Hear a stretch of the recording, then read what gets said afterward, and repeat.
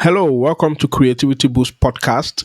Today, I'm super excited to have on the show Alan Lazaros, and he's going to be joining me on a very exciting and captivating conversation that's around how to achieve peak performance with creativity.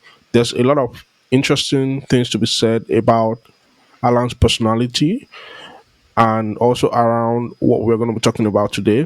So I'm going to bring Alan on so he can tell us a bit about himself as we kick this off. Hi, Alan. How you doing? Daffy, what's happening, man? I hope I pronounced that correctly. Yeah, you did. You did a great job at it. All right, thank you, thank you. So, gratitude first. Thank you for having me. I started listening to podcasts 9 years ago, and they really helped me reorient my life in a much more constructive and positive direction. And I used to listen to these guests who were amazing and inspiring and motivating, and they educated me. And they sounded like they had it all figured out, and I am starting to sound like that. So this is a dream come true. I definitely don't have it all figured out, but I have a lot figured out, a lot more than I did back then, put it that way. So I will start off by saying thank you for having me. I'm going to be 36 in November, and I'm hoping to hit puberty at 36. Wow, that's great. Great to hear. Can you tell us a bit about yourself, about your business, about what you do as we get right into the conversation? Yeah, so what I do now, and this has been sort of a long 35-year journey, but ultimately what I do now is I'm the CEO and CFO, so Chief Executive Officer and Chief Financial Officer of Next Level University, spelled just like it sounds. And it's a company that is next level U. It's pun intended. It's the metaphorical mountain that we all climb toward our goals and dreams that gets higher as you climb it. And next level you means how to become the best version of yourself. And so we help people with self-improvement, health, wealth, life, and love, and success and fulfillment is primarily what it is. But ultimately, I'm a business coach, podcaster, and a trainer. But the majority of my time, 80% of my time, 80% of my calendar is business coaching. So I have 30 people on my roster. Actually, I think it's 28 now because I had two people that kind of fell off. So 28 people on my roster right now that I'm coaching currently, but it's been hundreds over the years. I've been coaching now for 7, almost 8 years now. And anywhere from a 16-year-old who wants to start a YouTube channel all the way to a 63-year-old who's been in business for decades and is already a multimillionaire, in all different countries, all different backgrounds, all different cultures, all different industries, all different ethnicities.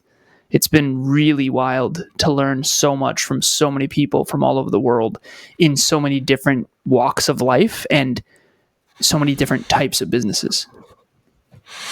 Wow, that sounds like a very robust resume there, and I'm super excited to have you on for this conversation about peak performance and creativity because you definitely look like a peak performer. And so, do you want to tell us a bit about what really flipped the switch for you on your journey? Was there a moment that really a defining moment that really set the ball rolling for you and got you into this point in your life? Yeah, so the turning point for me, and there's many, but there's one that's very clearly in hindsight the biggest one. So I'll tell my backstory very briefly here. When I was 2 years old, my father passed away in a car accident when he was 28. My real last name is actually McCorkle. My stepfather came into my life at 3, and from 3 to 14, my stepfather was in my life. His name was Steve Lazarus. So McCorkle was my last name. So John McCorkle was my father. He was part of a big family, a big Irish Catholic family. It was Jim, Joe, John, Jane, Joan, Jeanette, all J, 6 kids. And when he passed away, we sort of started becoming the Lazaruses, so we didn't associate a ton with the McCorkles. And then at 14, my stepdad left, and he took his entire extended family with him. And 14 was the hardest year of my life, but I didn't know that at the time. My sister moved out that same year with her older boyfriend. My mom got in a fight with my Aunt Sandy, her sister, and my Aunt Sandy sort of ostracized us from my mom's side of the family. So in a way, in some ways, I kind of lost 3 families by the time I'm 14. There's 4 trauma responses. There's fight, flight, freeze, and fawn.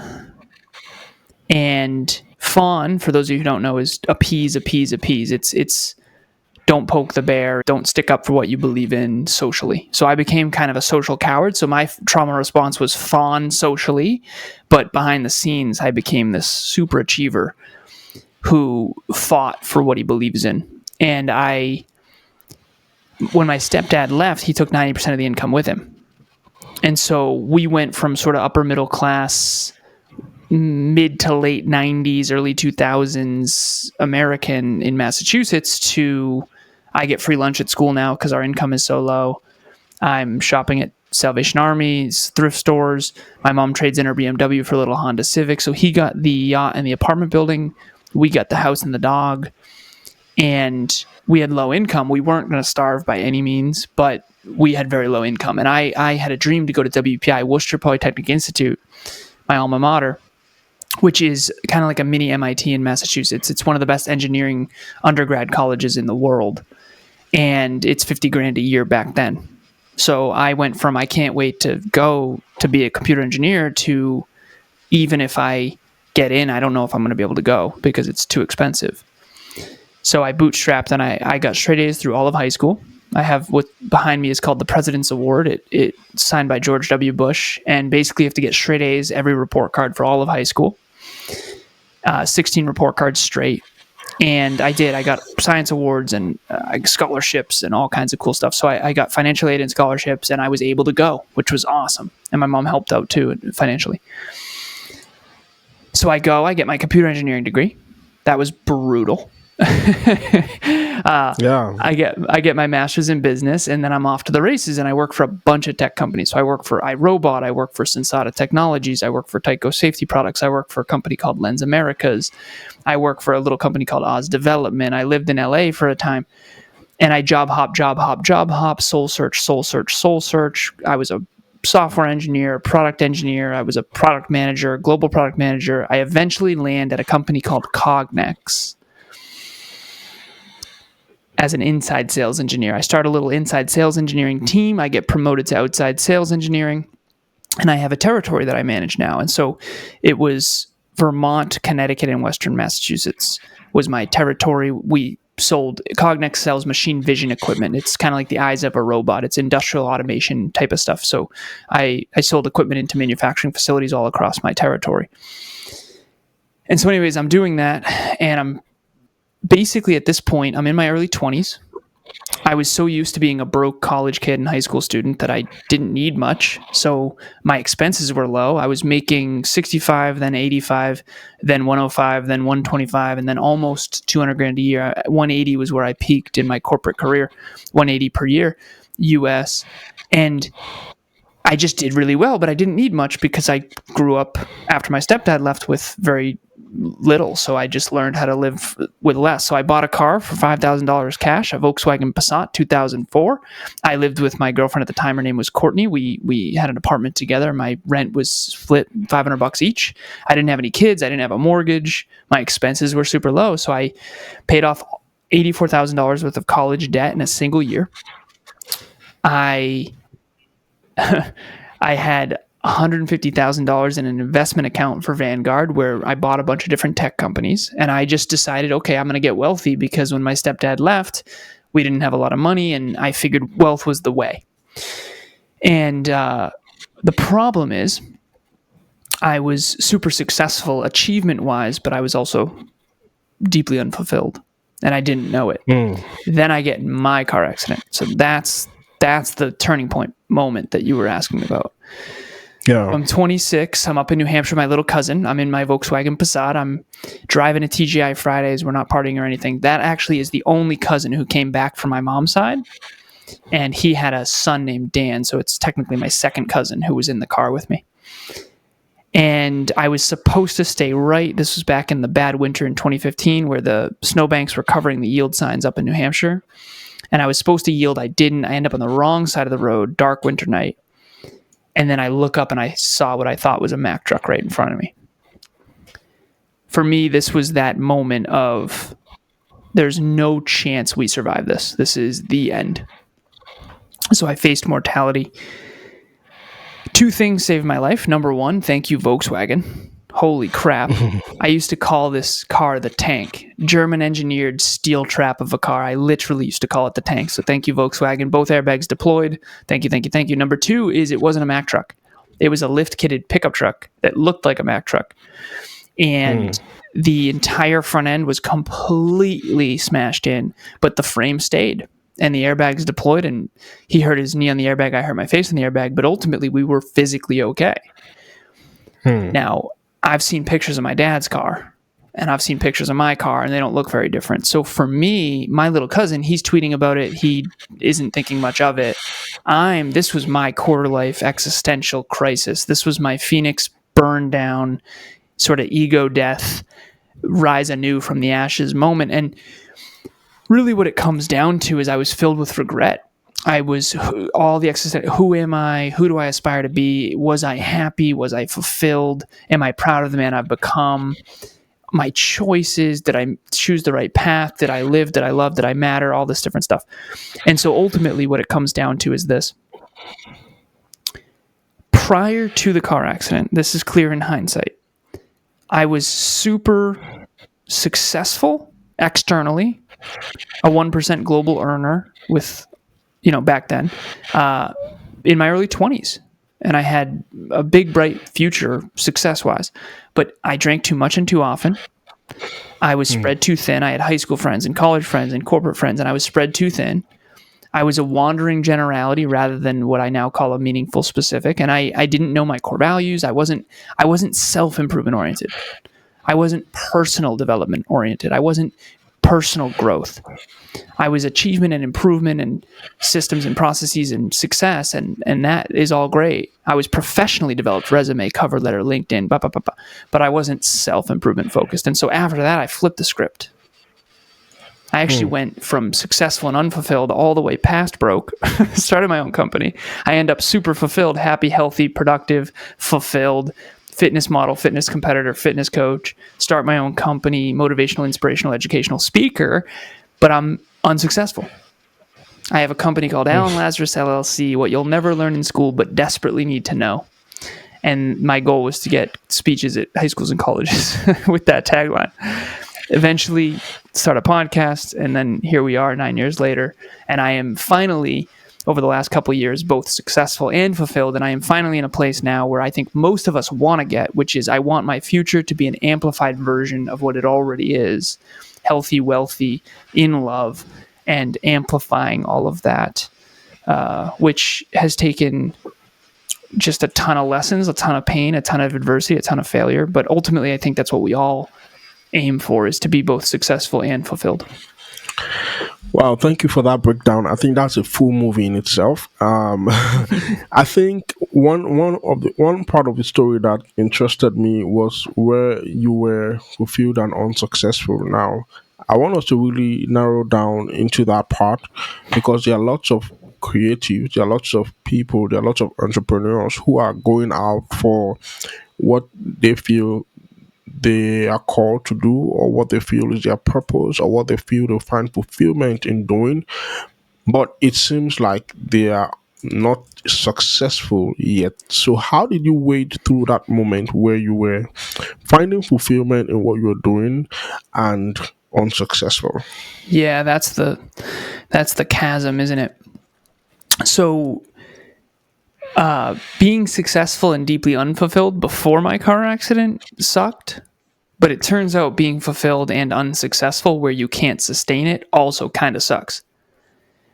Now, how did I get through that? The way that I did is, number one, and I need to be as transparent as I can about this, I had 3 advantages. And honestly, I've reflected on my life a lot. I've done a lot of therapy in my 30s. I actually got off a therapy call right before this with my therapist, Carol. When I say I had 3 advantages, it turns out, upon reflection, kind of only 3, to be honest, because my childhood was extremely, extremely adverse. And again, these are the 3 advantages. I'll just go. The 3 advantages I had is, number one, I always had a lot of self-belief. I don't struggle a ton with self-doubt. I think anyone listening or watching this can tell. I fail a lot. I suck at a lot of stuff. More authentically, what I would say is everyone sucks at the beginning of things. I think I get good at stuff fast, but at the beginning, everyone kind of sucks. And it doesn't affect my self-belief. So number one, I have really high self-belief. And there's no way that I would have made it through that chasm that you're referring to if it wasn't for that. Number two, I was also born in a country that invested in my mind. So when I got straight A's through high school, I got a lot of scholarships and financial aid, and I wouldn't have been able to go to college, at least not the college I went to that was so expensive, if it wasn't for my country investing in me. Yeah. And so I don't forget that. That's really important. And I want to have scholarships, that I provide one day as well to give back. But the third one is, and this one's the really scary one to share, that I tried for many years not to share. And I picked up a book a couple years ago called The Hidden Habits of Genius. And it's a Yale professor who's been studying the geniuses of history for essentially teaching a course for 30 years about geniuses. And he breaks down the 14 character traits of geniuses from history and all this stuff. And he basically opens the book saying, geniuses don't know they're geniuses. They're too busy doing genius things. And it's one of those weird things where deep down, you know that you're gifted, but you don't really want to admit it because number one, you come off as arrogant. Number two, you don't fit in really anywhere. And number three, I think that you're afraid of your own potential in some ways. I certainly was, and still am, quite frankly. And so the third advantage that I had is I know there's a book called Multiple Intelligences, and it talks about all the different types of genius. And I know that for those of you out there who are watching or listening who identify as gifted, I know that I am. And I'm grateful for that, but it's very scary to share that. So I'll just say that. So those are the three advantages. Okay. That said, how did I get through the chasm where I was unsuccessful but fulfilled? Yep. The short answer is I just kept going. I mean, 1,800 episodes, you're bound to be successful as long as you're improvement oriented. But the truth of the matter is I turned my frustration into fascination into innovation. So Kevin and I, my business partner, we were unsuccessful. We went broke, and we needed to figure out a way to sustain podcasting. We needed to figure out a way to sustain our purpose. So my calling, my purpose, my mission, whatever you want to call it, is self-improvement, success, fulfillment, helping people get to the next level. I know that. He knows that. The problem is if you can't turn your passion into purpose, into profit, that third one, the profit, you're going to end up fulfilled and unsuccessful like me.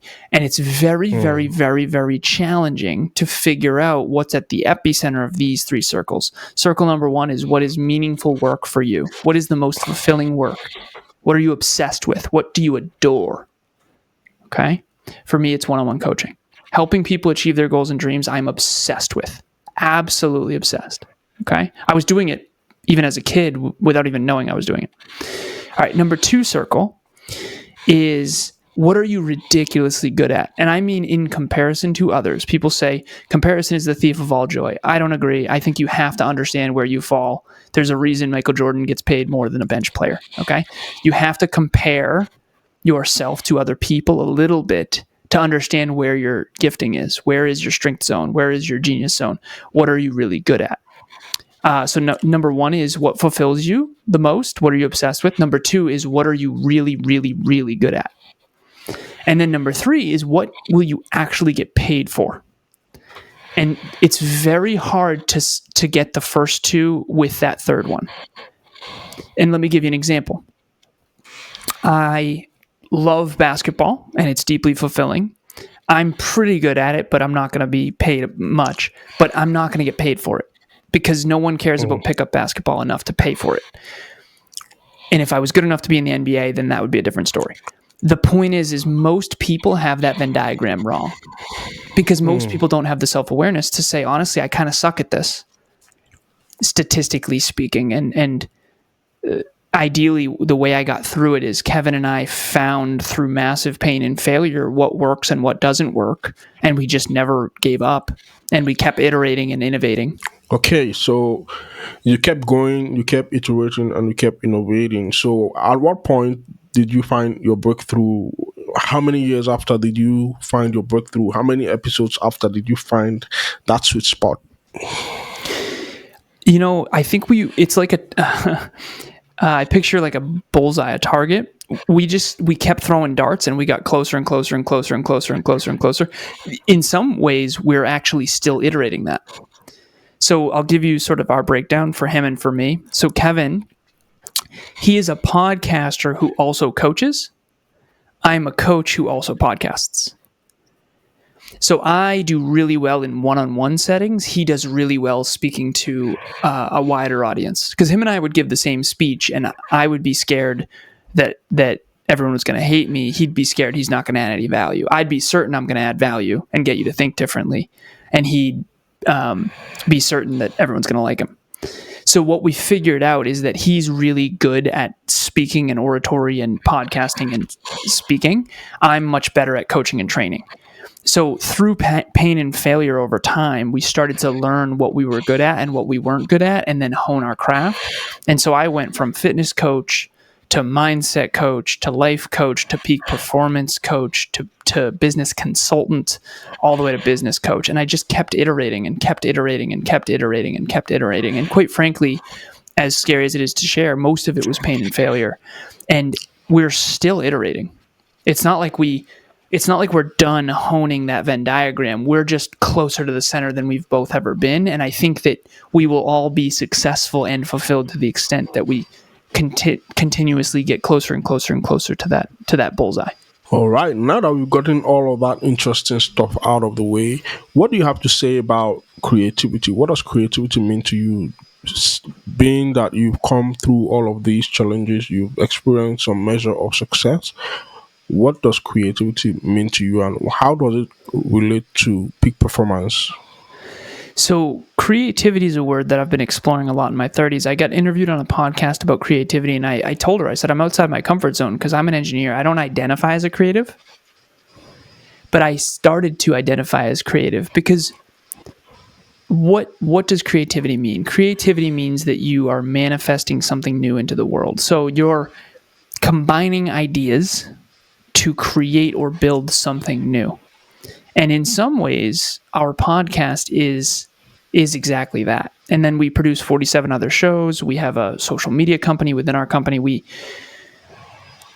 have been creating. We also have a journal. Like if you go to the website, we have a bunch of different stuff. But the point is, I never identified as a creative. I always thought scientist and artist. I'm more of a scientist than an artist. Kevin's way more of an artist. Like he raps on the side. He loves mixed martial arts. He's much more creative than I am. I'm very dialed in and kind of a weird math thinker. And so what do I define creativity as? I think creativity is learning how to design your life in alignment with your gifting and create products and services in the world that are of value to others that help them also achieve their goals and dreams. And so if you think about the iPhone, for example, this has helped me achieve my goals and dreams. This helps me connect with people. This helps me be more effective and efficient. This helps me every single day. This helps me connect with clients. Okay, so all products and services are a collective opportunity that someone else created for us to achieve our goals and dreams. And so I guess, I don't know if that answers the question. The last piece of it was peak performance. How do I apply it to peak performance? I've been creating digital assets and frameworks for 7 years now. And we actually have a frameworks book that we're coming out with at Next Level University. It's a booklet more than a book, ultimately. But I have a bunch of different frameworks that I've created. I've written, if you go to my LinkedIn, I've written blogs and articles about these frameworks, and I talk about them on podcasts. So I guess I am a creative, apparently, even though I never identified as one. And how does that relate to peak performance? I don't think that you can design the metrics, habits, and identity necessary to achieve your goals and dreams without getting creative. Okay, but there are people who are creative in themselves, but they do not reach the peak of their capacity. They do not perform at the highest level. So, what do you think is the biggest challenge for people who do not raise their game to the peak of where it can be, as far as their creative capacity is concerned? Peak performance is tough because it's a finite game. It's a bunch of finite games within an infinite game. So if you study game theory, a finite game is like one chess match. Becoming the best chess player you can be is an infinite game. And so life is finite, yes, but it's kind of maximizing your potential is a mountain that gets higher as you climb it. And so peak performance, what does that even mean? It means performing at your highest level, to what you mentioned. So I can perform at my quote unquote highest level in this podcast episode and still not be maximizing my potential. This is one podcast on the road to my true potential as a podcaster. And so for those of you out there that don't feel like you're playing at the highest level you could play, it's a duality you have to hold. You're basically never going to be at your maximum potential, but you always have to try to maximize your potential. And you have to hold that yin and yang relationship. So for anyone out there, to make this practical, I have something called a improvement loop that I use with my clients. It's 5 steps. It's really simple, but it's really, really, really powerful. So the first one is belief. You have to believe in someone or something. So I believed in you and this podcast, and I believe in myself and my ability to add value. So belief. Number 2 is implement. If you believe, then you will implement. If you implement, then you will reflect on it. You'll get results. You'll get feedback. And that creates reflection. So number 1 is belief. Number 2 is implement. Number 3 is reflect. After this episode, I'm going to reflect. I'm going to take a moment and say, what did I say well? What didn't I say well? What don't I have figured out yet? What didn't I articulate well? Did I say a lot of filler words? Did I have powerful pauses? Was I a strong speaker? Was I a strong podcaster? Did I interrupt? All these things. Okay, so I'm going to reflect. The fourth one, so you've got believe, implement, reflect, and then learn. When you reflect, you learn. You learn about yourself. You learn about others. You learn about the world. You learn about how to podcast. You learn oratory, speaking, whatever skill. Okay, you learn. And then the fifth one is improve. You can't improve until you learn. You have to know better to do better. That's why when you reflect, you should listen to your own podcast, not you, but the metaphorical you. Because you realize, ooh, I say all the time. I say like all the time. I say all the time. I'm so annoyed with how many filler words I use. And it's so, you're laughing because as a podcaster, it's so brutal to listen to yourself. But that's exactly what you should be doing, right? So this is the improvement loop. Believe, implement, reflect, learn, improve. And that brings you right back to believe. Hopefully after you improve, you believe even more. Then you implement even more. Then you reflect even more. Then you learn even more. Then you improve even more. Here's the problem. When you fail, when you suck, when you lose, quote unquote, do you believe more or less? A lot of people fail and then they believe less. Then they invest less. Then they get less results, which makes them believe even less. That's called the doom loop. So there's the doom loop and there's the improvement loop. And Kevin and I work really hard to try to stay in the improvement loop. And what you said is the reality for most people. I can even say 80% of people in the world subconsciously are in the doom loop. So what's your remedy for getting out of the doom loop for these persons? Yeah, start small. Okay, so the doom loop is I don't believe in myself, so I don't take action. When I don't take action, I don't get results. When I don't get results, I believe in myself even less. It's the doom loop. It's awful. Now, if you are in the doom loop, you feel stuck. And I've been there. So how do you get out of the doom loop? Number 1, check in with humility. Are you humble enough to seek help? And it doesn't have to be a coach or a therapist. It could be a book. It could be a course. It could be this podcast. Okay? Check in with humility. Do you have enough humility to get help? to seek help, to buy that book that's going to help. Okay. Number 2 is, do I believe in myself enough to at least get started? Do I believe in myself enough to at least get started? Number 3, start small. And this is humility too. It takes humility to start small.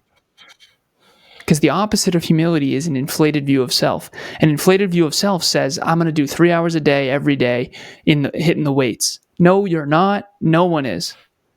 Right? Unless that's your full-time job and you're a full-time bodybuilder, it ain't happening, trust me. I've tried, okay? I was a fitness model, fitness coach, fitness competitor. 3 hours a day is a losing game unless you have no life outside of that.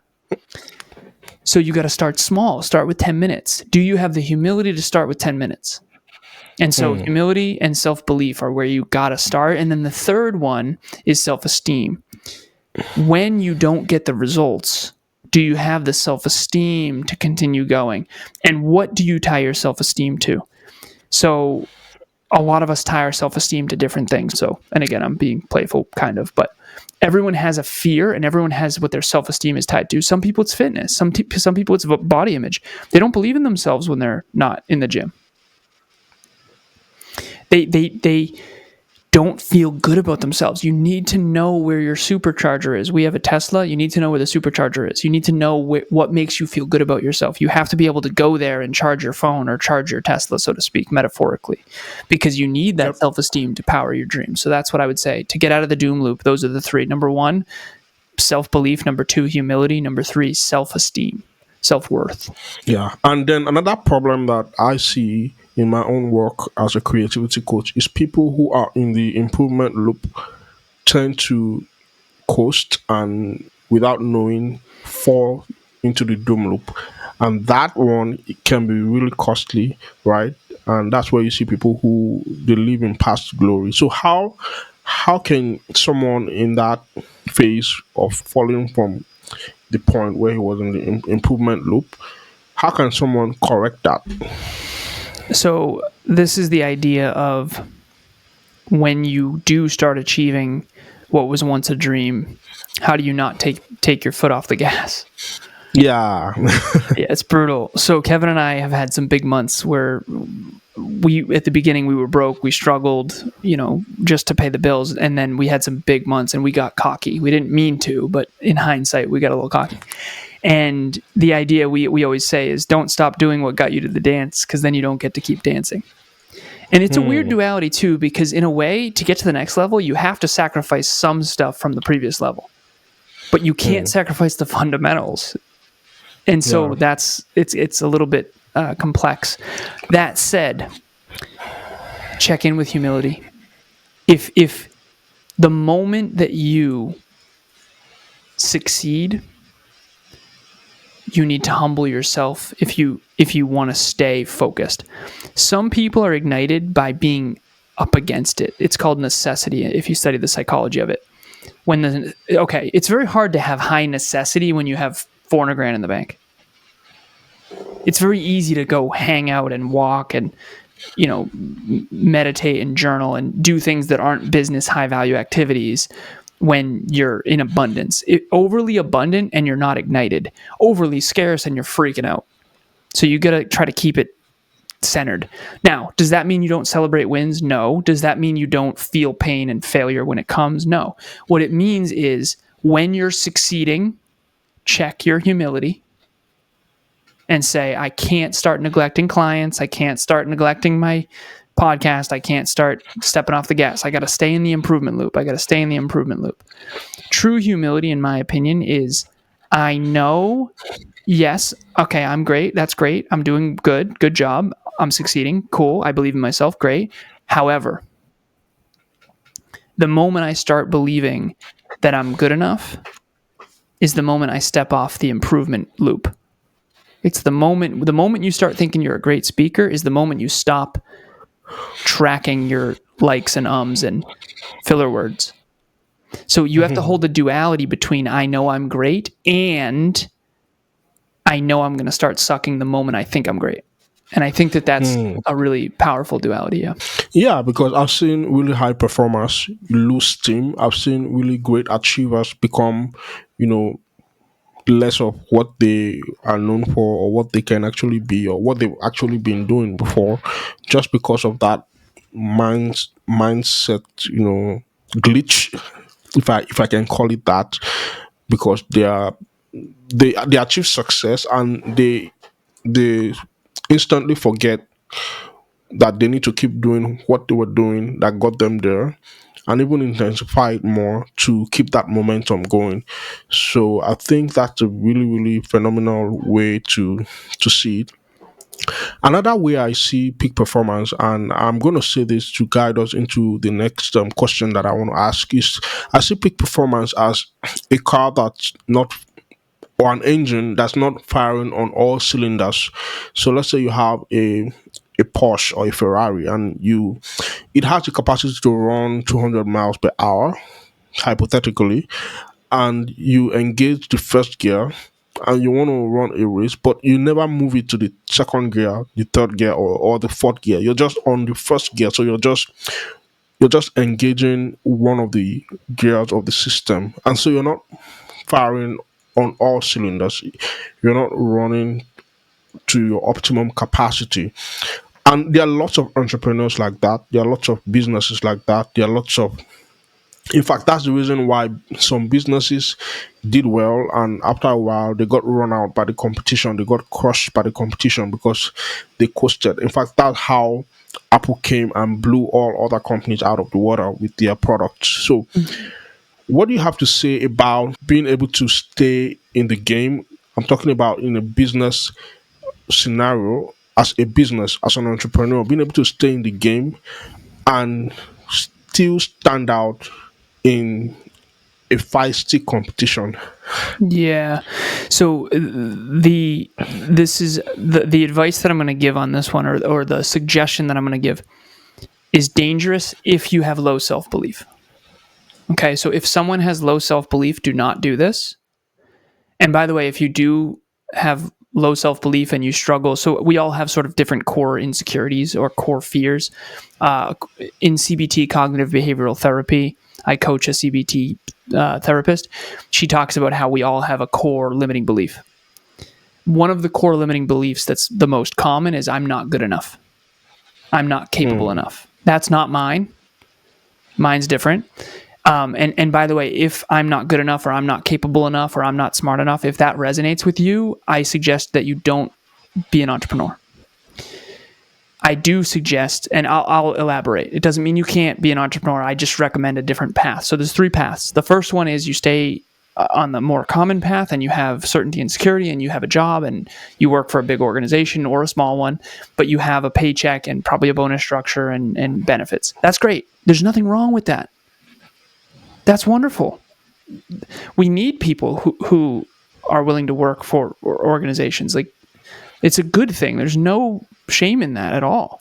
Number 2 is the hybrid model, where you have a full-time job that pays the bills and short-term profitability, and then you start something on the side that, if given enough time and enough momentum, it might end up being able to pay the bills. I think that's the safe road. So if you're out there and you have the not good enough, not capable enough, not smart enough, or any of that not enoughness, I recommend the hybrid model. I do not recommend the third option. The third option is go all in. Quit everything else, go all in, burn your boats. I think that's a terrible idea for someone who struggles with self-belief. For someone who has high self-belief, I'm going to transition to the suggestion to answer your original question.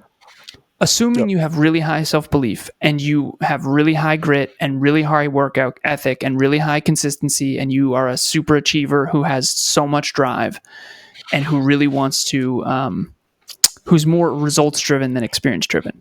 Okay. If that's all true, my suggestion would be play an infinite game that you can never win. Okay. If you look at a Michael Jordan right now, he's really out of shape now. He was in shape before, not because he wanted to be in shape. He was in shape as a byproduct of wanting to win championships. Yeah. If you take away the desire to win championships, because now he's mostly a businessman, you also take away a lot of the results that came as a byproduct of the championships. Yeah. Okay, so he was playing an infinite game. An infinite game is a mountain that gets higher as you climb it. For someone who has high self belief and high drive, you won't be fulfilled if you're not maximizing your potential. And if Yeah. you're, and that's the case for me. So for me, I need to play games that are unwinnable.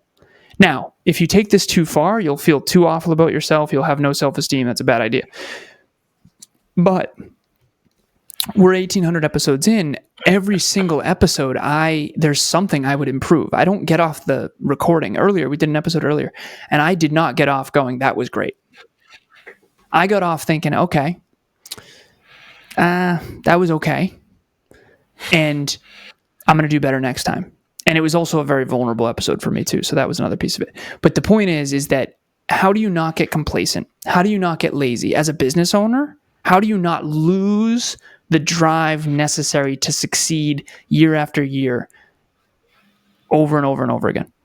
The way you do it is you shoot for something that is far beyond the now. And then that's a horizon that gets farther as you get closer to it. And that can drive you crazy. And a lot of people are going to think you're nuts if you do that, by the way. But I have a true North Star that I wear around my neck. It's a North Star. And we have a mission statement at NLU, Next Level University, to build the most positively impactful holistic self-improvement company in history. Now, here's why I did that.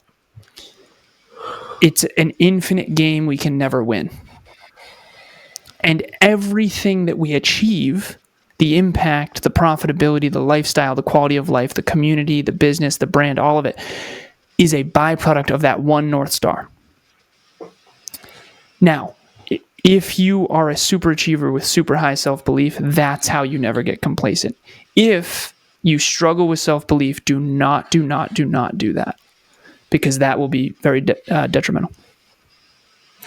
Wow, thank you so much. I think you really dropped some insightful I think you really dropped some insightful responses to all of these questions, and I believe that those listening to this have found some valuable nuggets to take down. I think this is a good place that we can call the conversation for today. And on that note, I want to say thank you for coming on. I want to say thank you for bringing the full ammunition to the show today. I feel like you really gave it all to us. You didn't withhold anything from the listeners, and I want to say thank you. And to you listening on the other side, I hope you enjoyed this episode. Thank you for tuning in, and I want to encourage you to share this episode and talk to your friends, talk to your loved ones, talk to your colleagues about what we talked about today, and potentially share this episode with them so that they too can learn how they can become peak performers in their own respect, in their own fields, in their own areas, in their own callings. And I believe they'll be grateful for that. Thank you, and thank you once again. I'll see you on the next episode. Until then, have a good one, and bye bye.